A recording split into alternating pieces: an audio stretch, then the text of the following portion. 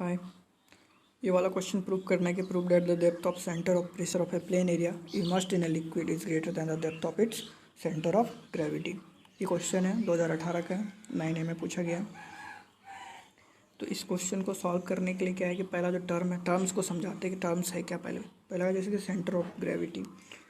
तो ये जो दिख रहा है फोटो जो दिख रहा है अभी स्क्रीन पे, तो इसमें जिस पॉइंट पे जो ये चिड़िया जो है टॉय बर्ड जो है बैलेंस है, इसको ग्रेविटी बर्ड भी बोलते हैं।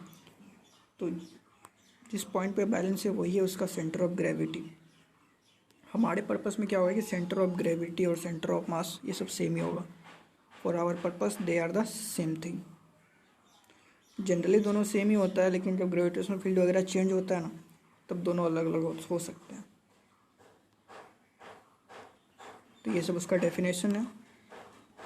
अब जो सेंटर ऑफ ग्रेविटी है वही सेंट्रॉइड है यार, वही सेंटर ऑफ मास है, जब तक कि ग्रेविटेशनल फील्ड चेंज नहीं होता है तब तक के लिए। और इसको कैलकुलेट कैसे करते हैं, तो जैसे कि सेंटर ऑफ मास कैसे निकालते थे कि m1x1 plus m2x2 by total mass, यानी कि m1 प्लस m2। बहुत सारा रहा तो समेशन कर दो। उसी तरह से अगर हमको सेंट्रॉइड का कोऑर्डिनेट निकालना है तो एरिया के टर्म्स में, तो C1x जैसे कि C1A1 plus C2A2 plus C3A3 by total area. अब एक टर्म जैसे कि सेंटर ऑफ मास है या सेंट्रॉइड है, इसको निकालते कैसे। एक तो मास के टर्म में देखो, मास के टर्म में कैसे निकालते हैं कि जैसे कि अभी बोले थे m1x1 plus m2x3 plus by total mass. तो ये दिख रहा है, वही दिख रहा है यहाँ पे। अब एरिया के टर्म में कैसे निकालते हैं, जैसे कि एरिया के टर्म में अगर निकालना हो, जैसे कि एरिया के टर्म में भी निकलता है, लेंथ के टर्म में भी निकलता है और वॉल्यूम के टर्म में भी निकलता है। तो जैसे कि लेंथ के टर्म में निकालना है तो जो छोटा लेंथ है ये कितना डिस्टेंस पे है, दोनों को मल्टीप्लाई करो। इस तरह से सारे टोटल छोटा छोटा को जोड़ के टोटल लेंथ से डिवाइड कर दो। एरिया के टर्म में निकालना है तो क्या करेंगे, x1 प्लस जैसे x1A1 प्लस x2A2, मतलब अगर A1 डिस्टेंस मान लो कि x1 डिस्टेंस पे है तो x1A1 प्लस दूसरा अगर x2 डिस्टेंस पे तो x2A2। इस तरह की ये मतलब फॉर्मूला होता है ऐसा, बस यही दिखा रहा है। उसी तरह से सेंटर ऑफ मास या सेंट्रॉइड होता है, तो जैसे कि इसको निकालने का फॉर्मूला है ये सब। अब सेंटर ऑफ प्रेशर क्या होता है कि जहाँ पे जो रिजल्टेंट फोर्स है, जो उस पर थ्रस्ट लग रहा है, जिस पॉइंट से पास करता है उसी को बोलते हैं हम लोग सेंटर ऑफ प्रेशर। जैसे कि ये लेमिना को अंदर डाले हैं तो इसका सेंटर ऑफ प्रेशर जैसे P है, इसका कहने का क्या मतलब है, इस पर जितना भी थ्रस्ट लग रहा है वो सारा थ्रस्ट किस पॉइंट से पास करेगा, उसका रिजल्टेंट P से पास करेगा। और जैसे मोमेंट ऑफ इनर्शिया है वो क्या होता है, mr² होता है। उसी तरह से एरिया मोमेंट ऑफ इनर्शिया भी होता है। तो उसमें क्या होता है, उसमें mr² की जगह वहाँ पे A आ जाता है, मास की जगह हम लोग एरिया लिखते हैं बस। तो यही सब दिखा रहे हैं कि हाँ ऐसा कुछ होता है। उसके बाद जब थ्योरम समझाएंगे तो जल्दी समझ में आएगा। जैसे कि पैरेलल एक्सिस थ्योरम होता था मास में, उसी तरह से पैरेलल एक्सिस थ्योरम एरिया के लिए भी होता है कि आपको सेंटर ऑफ ग्रेविटी के अबाउट मोमेंट ऑफ इनर्शिया निकाल लीजिए प्लस ये एरिया उससे कितना डिस्टेंस पे है, तो AD प्लस A। जैसे होता ना कि IG प्लस, आपको जैसे कि सेंट्रॉइड के अबाउट पता है तो सेंट्रॉइड प्लस mr² होता था, या जितना डिस्टेंस पे होता था md² होता था। तो मतलब कहने का मतलब है कि एरिया के टर्म में भी ऐसा होता है। जैसे मास मोमेंट ऑफ इनर्शिया क्या होता है, I0 बराबर IC प्लस md² होता था। उसी तरह से एरिया मोमेंट ऑफ इनर्शिया भी होता है I0 बराबर IC प्लस ID²। जहाँ पे क्या है, सेंटर ऑफ मतलब इसका जो सेंट्रॉइड के अबाउट मोमेंट ऑफ इनर्शिया। तो यहाँ पे अगर एरिया मोमेंट ऑफ इनर्शिया बोलते हैं उसको, और जहाँ पे मास लिखते हैं वहाँ पे बोलते हैं मास मोमेंट ऑफ इनर्शिया बोलते हैं उसको। तो ये सब थ्योरम को समझा, अभी तक थ्योरम स्टार्ट नहीं हुआ, ये सब उसका मतलब बेस है। जैसे कि ये फोर्स लग रहा है, कितना डिस्टेंस पे लग रहा है, D डिस्टेंस पे, तो इसके अबाउट अगर मोमेंट निकालना हो तो इस दोनों को मल्टीप्लाई कर देंगे, force into distance, force into perpendicular distance, ये मोमेंट आ जाएगा। जैसे कि मान लो कि ये नीचे वेट लगा रहा है, इसका कितना डिस्टेंस पे लग रहा है, D डिस्टेंस पे लग रहा है, तो इसके अबाउट अगर मोमेंट निकालना होगा तो कितना होगा, फोर्स इंटू डिस्टेंस कर देंगे तो वो मोमेंट हो जाएगा। तो वही है कि जैसे कि यहाँ फोर्स लग रहा है, डिस्टेंस इतना पे है, तो डिस्टेंस इंटू फोर्स मोमेंट होगा उसका। अब एक होता है कि प्रिंसिपल ऑफ मोमेंट बोलते हैं इसको, वेरिगनस थ्योरम बोलते हैं। वो वेरिगनस थ्योरम होता है क्या है कि जैसे कि वो बोलता है कि जैसे कि मान लो कि ये फोर्स लग रहा है, इसका कंपोनेंट कौन है, Fx और Fy कंपोनेंट है। तो Fy और Fx का मोमेंट को जो अगर सम करेंगे और इस F जो है रिजल्टेंट है, इसका जो मोमेंट होगा इसके अबाउट दोनों इक्वल होगा। मतलब कि क्या बोल रहा है कि according to the principle of moments या Varignon's theorem the resultant force about an axis will be equal to the sum of the moments of component about the same axis. कहने का मतलब है कि ये जो रिजल्टेंट लग रहा है इसके अबाउट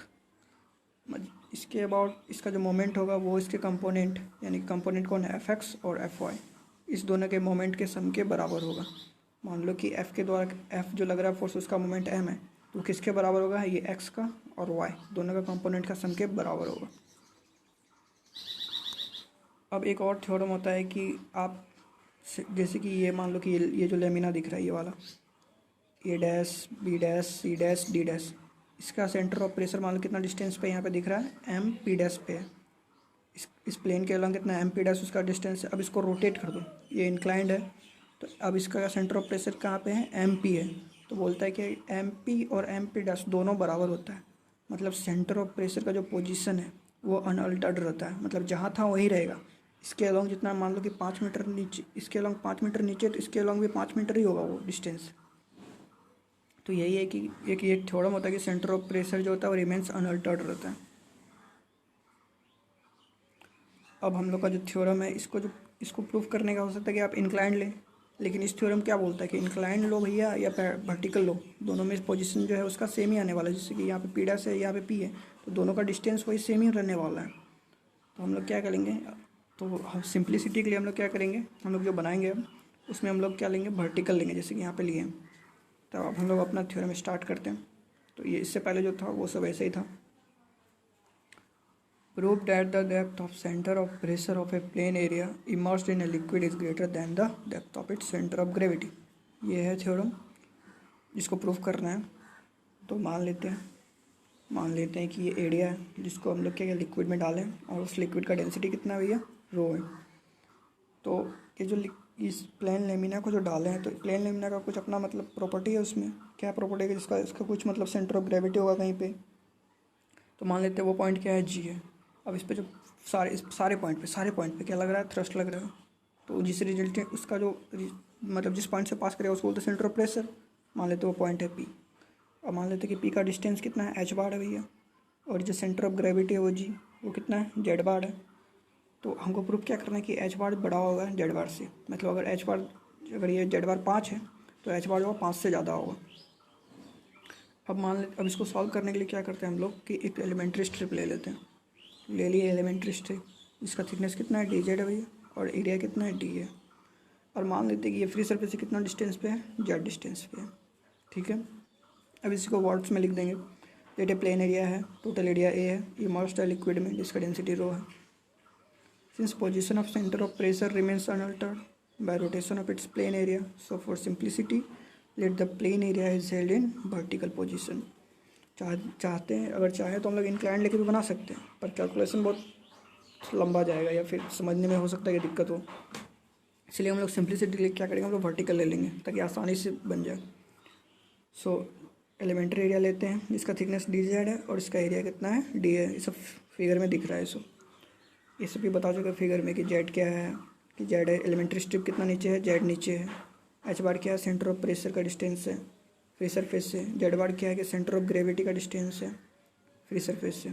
और अब फिर से वापस समझने के लिए, एच बार क्या है, सेंटर फ्री सरफेस से है सेंटर ऑफ प्रेशर का डिस्टेंस, जेड बार फ्री सरफेस से सेंटर ऑफ ग्रेविटी का डिस्टेंस, और जेड एलिमेंट्री स्ट्रिप का डिस्टेंस फ्री सरफेस से।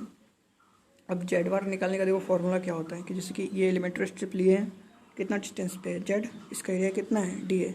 तो जेड इंटू डी ए करो, इसको इंटीग्रेट करो और टोटल एरिया से डिवाइड कर दो। ये होता है इसका फॉर्मूला, जैसा कि दिखाए भी थे। तो वही होता है Z into D A, integrate करो और टोटल एरिया से डिवाइड। टोटल एरिया मतलब क्या, सारे छोटे छोटे एरिया का सम। तो इसके लिए क्या करें, इंटीग्रेट कर देंगे डी ए को। तो जेड आर बराबर भैया ये आ गया। अब हम लोग लगाएंगे प्रिंसिपल ऑफ मोमेंट या वेरिगनेस थ्योरम। तो हम पिछले स्लाइड में दिखाए थे जैसे, तो वो क्या बोलता है कि moment of the resultant force about an axis will be equal to the sum of the moments of the component force. तो देखो इसमें देखो इस फिगर में इसका कंपोनेंट क्या है, ये वाला एलिमेंट, इस एलिमेंट्री स्ट्रिप पे जो थ्रस्ट लग रहा है वो इसका कंपोनेंट सब है। यहाँ पे भी स्ट्रिप होगा भैया, यहाँ पे भी होगा, यहाँ पे भी होगा, हर जगह। तो बहुत सारा स्ट्रिप हो सकता है इसमें, इन्फानाइट स्ट्रिप हो सकता है, यहाँ पे लो, फिर यहाँ पे लो, फिर यहाँ पे लो, फिर यहाँ पे लो, तो सबको जोड़ेंगे तो रिजल्टेंट आएगा। और रिजल्टेंट कहाँ से पास करता है? पी से। तो मान लो कि पी पे जो रिजल्टेंट लग रहा है, रिजल्टेंट थ्रस्ट, उसका डिस्टेंस कितना है? एच बार है। तो मोमेंट क्या होता है? डिस्टेंस गुना टोटल फोर्स, टोटल थ्रस्ट, तो H bar into total thrust, ये रिजल्टेंट का हो जाएगा। और फिर कंपोनेंट का कैसे निकालेंगे? इस पे लग रहा है डी टी, कितना डिस्टेंस पे है? जेड, तो जेड डी टी, फिर उसको इंटीग्रेट कर देंगे। तो आ जाओ, तो जैसे कि लग रहा है इस पर, जैसे कि एलिमेंट्री थ्रस्ट है टी टी, तो इसका वैल्यू कितना होगा?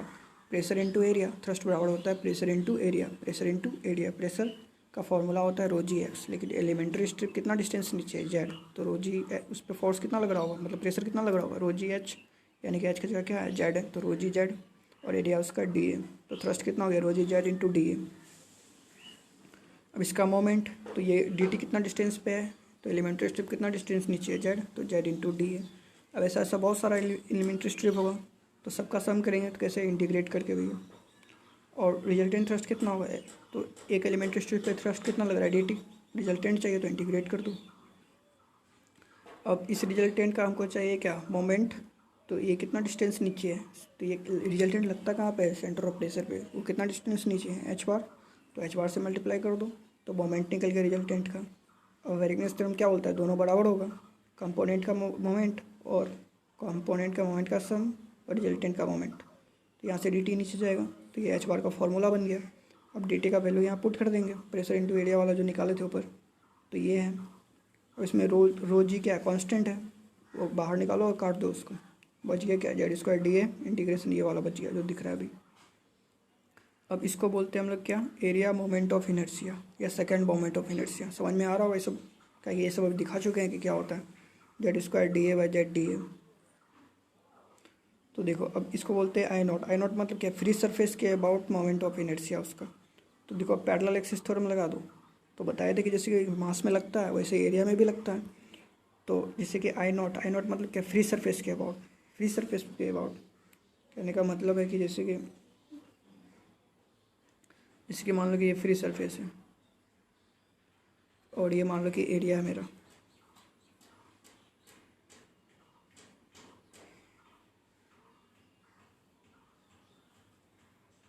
मान लो कि ये फ्री सरफेस है, ये एरिया है, तो इसके अबाउट जो मोमेंट ऑफ इनर्शिया होगा वो होगा आई नॉट। और ये मान लो कि जी है, तो इसके अबाउट जो होगा वो आई जी होगा। इसके बीच का डिस्टेंस कितना है? इसके बीच का डिस्टेंस देखो, ये था जो लेमिना, उसका सेंटर ऑफ ग्रेविटी यहाँ से कितना डिस्टेंस था? जेड बार था। तो फॉर्मूला में देखो क्या आएगा? आई जी प्लस ए जेड बार का होल स्क्वायर। ठीक है,